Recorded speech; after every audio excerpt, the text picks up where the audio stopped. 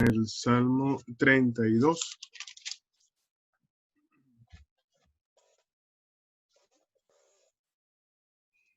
Salmo capítulo 32, versículo 1. Tenemos que aparezca en pantalla. Dice versículo 1, bienaventurado aquel cuya transgresión ha sido perdonado y cubierto su pecado. Bienaventurado el hombre a quien Jehová no culpa de iniquidad y en cuyo espíritu no hay engaño.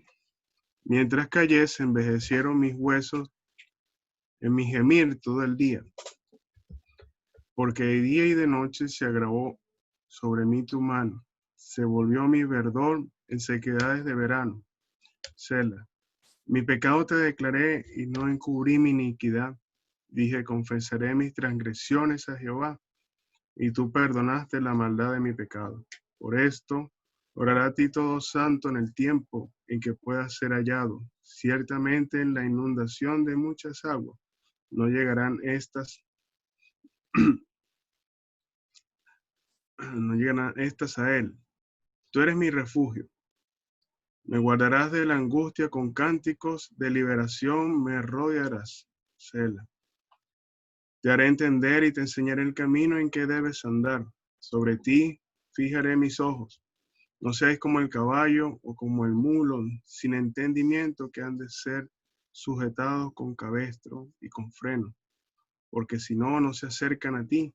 Muchos dolores habrá para el impío, mas el que espera en Jehová le rodea la misericordia.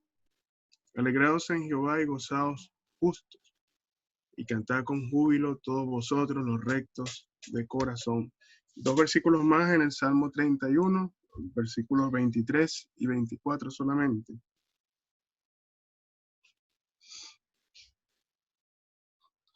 Amad a Jehová todos vosotros sus santos, a los fieles guarda Jehová, y paga abundantemente al que procede con soberbia.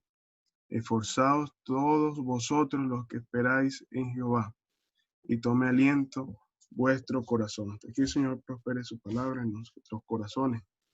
Bueno, hermanos, sí, estaba meditando en este salmo ayer, viendo lo que allí David nos expresa. El título que tiene este salmo es la dicha del perdón. Y es un mástil de David. Y el versículo 1 comienza con una bienaventuranza. Bienaventurado aquel cuya transgresión ha sido perdonada y cubierto su pecado. Bienaventurado el hombre a quien Jehová no culpa de iniquidad y en cuyo espíritu no hay engaño. Y estaba tratando de hacer memoria en quienes Dios, por lo menos hay un registro en la Biblia, de quienes Dios señale que no hay pecado, que no hay engaño. Me viene a la mente Natanael, es que un verdadero israelita. El mismo Señor testificó de él.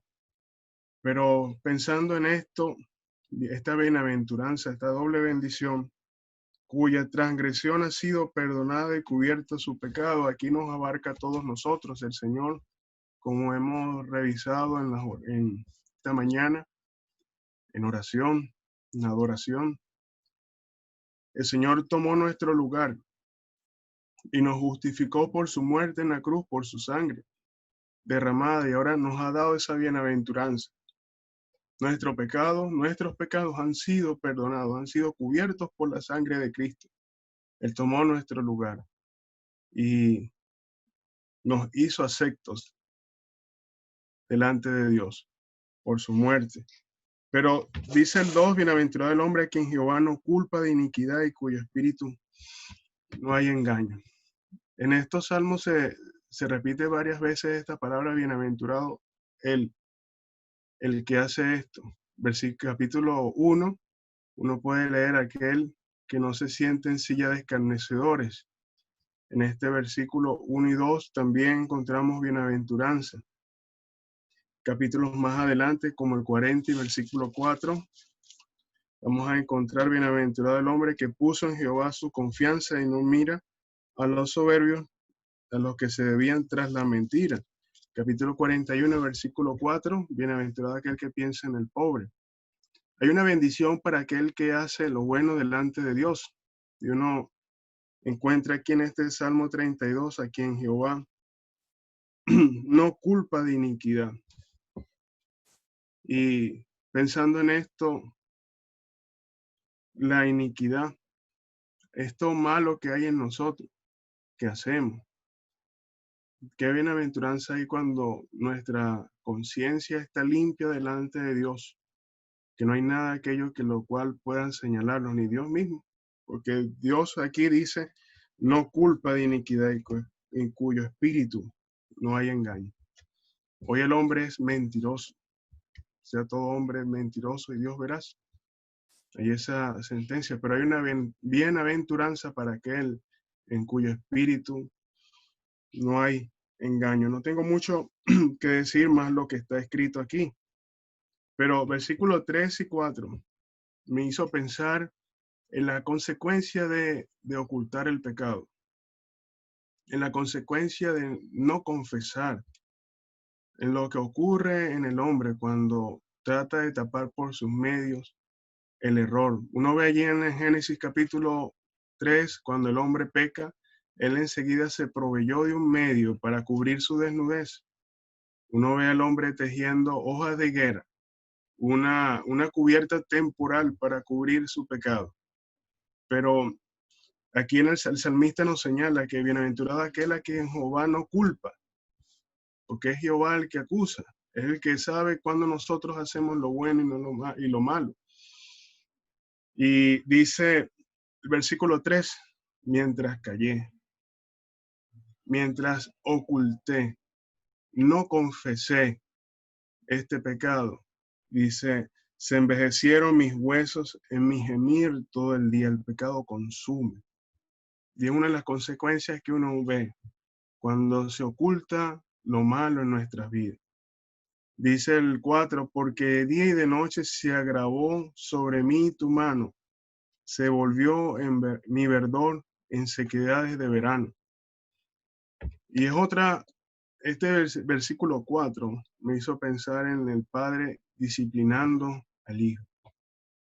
El padre sabía que David había cometido alguna iniquidad.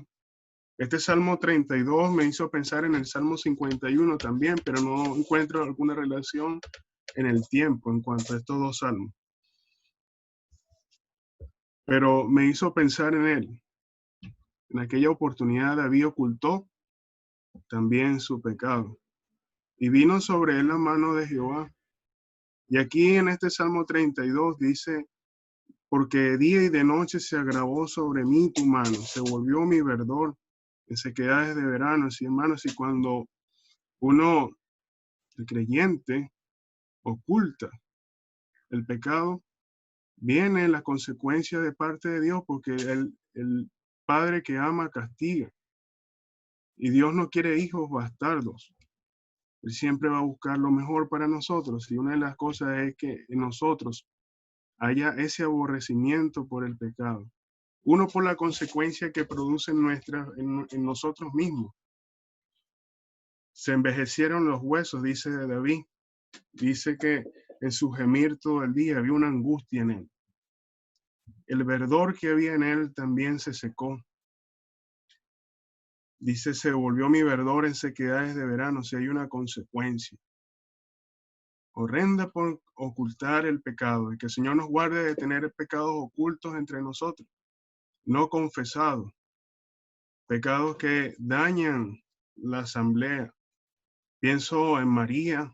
La murmuración de María trajo consecuencias para Israel, no pudo avanzar.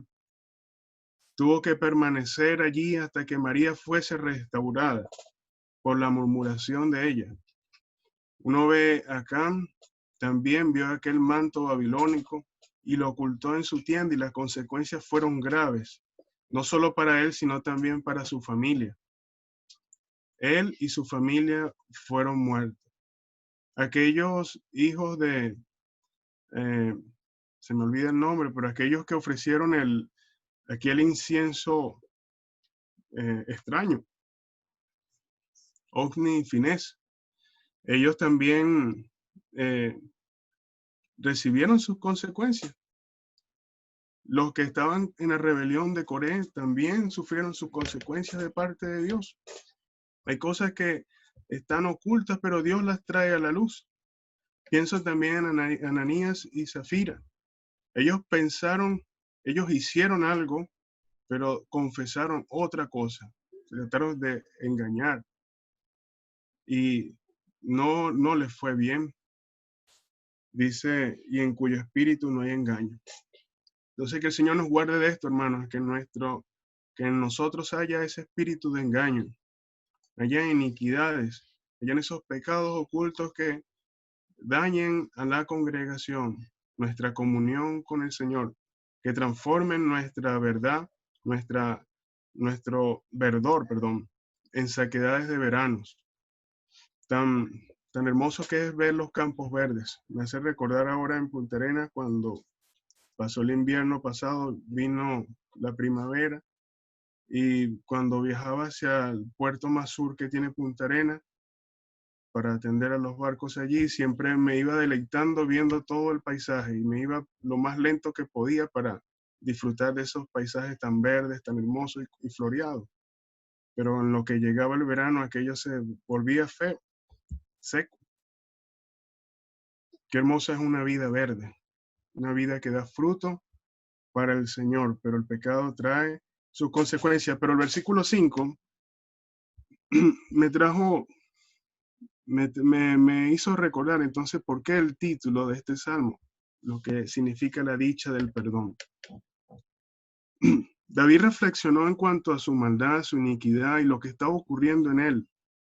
Él vio su gemir, él, él entendió que sus huesos se estaban consumiendo. Y una de las cosas que se necesita antes de confesar el pecado es entender la magnitud del pecado, entender que he hecho lo malo. Y entonces David declara aquí, mi pecado te declaré y no encubrí mi iniquidad. Dije, confesaré mis transgresiones a Jehová. Y al final dice, y tú perdonaste la maldad de mi pecado. En este versículo 5, entre la primera estrofa y la segunda estrofa, cuando él confiesa y luego entiende que Jehová perdonó la maldad de su pecado. No sé cuánto tiempo ocurrió, pero me parece que fue instantáneo. Dije, confesaré mis transgresiones a Jehová y tú perdonaste la maldad de mi pecado. Cuando la persona entiende que ha pecado contra Dios, que ha hecho lo malo, que debe buscar de Dios el perdón, debe hacerlo, no quedarse en el querer. El hijo pródigo pensó allí, en aquella tierra donde estaba. ¿Cuántos jornaleros en la casa de mi padre tienen abundancia de pan y yo aquí perezco de hambre? Iré a mi padre y le diré, Padre, esto, esto, esto. Y el muchacho no se quedó en eso. Él fue. Y cuando aún su padre le besó, él le confesó a su padre su maldad. He pecado contra el cielo y contra ti. Ya no soy digno de ser llamado tu hijo. Y él encontró la dicha de ese perdón. Un vestido nuevo, un anillo, calzado, una fiesta, alegría en su casa. Fue restituido a la comunión que él mismo había abandonado. Versículo 6, por esto, orará a ti todo santo en el tiempo en que pueda ser hallado. Ciertamente, en la inundación de muchas aguas, no llegarán estas a él. Y versículo 6 comienza lo que significa Dios para nosotros. Ese que Él da perdón, el que es para nosotros nuestra ayuda, como leímos en el Salmo 31. Amad a Jehová vosotros, todos vosotros sus santos. A los fieles guarda Jehová. Versículo 24, esforzaos todos vosotros los que esperáis en Jehová, y toma aliento vuestros corazones. Hermanos, qué hermoso es ver versículo 7 también de este capítulo. Tú eres mi refugio, me guardarás de la angustia. Con cánticos de liberación me rodearás. Aquí el que da el perdón, se transforma en nuestro refugio, se transforma en nuestra fortaleza, en nuestro consuelo, se transforma en aquel que nos da el aliento para continuar la carrera. Tú eres mi refugio, me guardarás de la angustia. Con cánticos de liberación me rodearás. Y una persona canta cuando hay alegría, no cuando hay tristeza.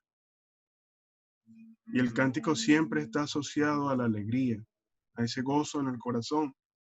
Y uno puede ver cánticos de liberación. Israel cantó cuando cruzó el Mar Rojo. Vio la mano de Dios poderosa librándolos de la muerte y de aquel faraón que los tenía oprimidos. Y allí hubo aquel cántico. Pero el versículo 8, hermanos, nos hace ver, y es un versículo que me aprendí aún siendo niño. Recuerdo que en casa de mi mamá estaba un cuadro en la sala con este versículo: te haré entender y te enseñaré el camino en que debes andar. Sobre ti fijaré mis ojos. Como un niño, recuerdo siempre decirlo en mis oraciones. Y qué bueno es que tenemos uno a nuestro lado que nos hace entender, que nos enseña, que nos muestra el camino, que está a nuestro lado para nosotros consultarle. Malo es cuando estamos sin dirección y empezamos a preguntar de aquí a allá sin ninguna respuesta clara, y cada día nos confundimos más, pero qué bueno encontrar de parte del Señor que Él es el que nos hace entender. Y es una promesa: te haré entender, te enseñaré el camino en que debes andar. David allí había pecado y había ocultado su pecado, pero aquí entonces encontramos el perdón de Dios. Quitó de él la iniquidad, perdonó su maldad y ahora encuentra aquel como su refugio y como su maestro, como aquel que le guía y dice que tiene en él sus ojos. Cuando uno ofende a alguien, si algo que no quiere hacer es verle la cara o verle los ojos, pero allí encontramos al Señor mirando a David: te haré entender y te enseñaré el camino en que debes andar, sobre ti fijaré mis ojos. Y el versículo 9 nos hace ver de lo que ocurre mucho en el ser humano. No seáis como el caballo, como el mulo sin entendimiento, que ha de ser sujetados con cabestro y con freno, porque si no, no se acercan a ti. Si algo que nosotros debemos evitar es eso, es venir, esperar el castigo, esperar que nos halen con fuerza, que nos pongan aquellas viseras en los ojos para entonces ver, para entender, ¿no? Sino debemos acercarnos a Dios con aquel corazón de gratitud, con aquel oído dispuesto a escuchar y a poner en práctica lo que Él nos dice. Dice, porque si no, no se acercan a ti. Hay quienes se acercan a Dios solamente en la dificultad y uno los ve orando a Dios, buscando a Dios solamente cuando están en problemas, cuando la enfermedad los agobia, cuando los problemas económicos lo arropan, cuando los problemas en la familia lo atormentan, y en ese momento es que buscan a Dios, pero no lo buscan de todo corazón, sino para que les solucione el problema. Nosotros debemos buscar a Dios siempre, y acercarnos a Él, porque Él, Cristo, nos abrió un camino nuevo y vivo a través de su cuerpo. Por su sangre en la cruz, nos abrió ese camino nuevo a través del velo, para que nos acerquemos confiadamente al trono de la gracia y allí hallemos ese socorro oportuno. Hermanos, si dice el versículo 10, muchos dolores habrá para el impío, mas al que espera en Jehová le rodea la misericordia. Esforzaos todos vosotros los que esperáis a Jehová y tome aliento vuestro corazón. Versículo 24 del capítulo 31.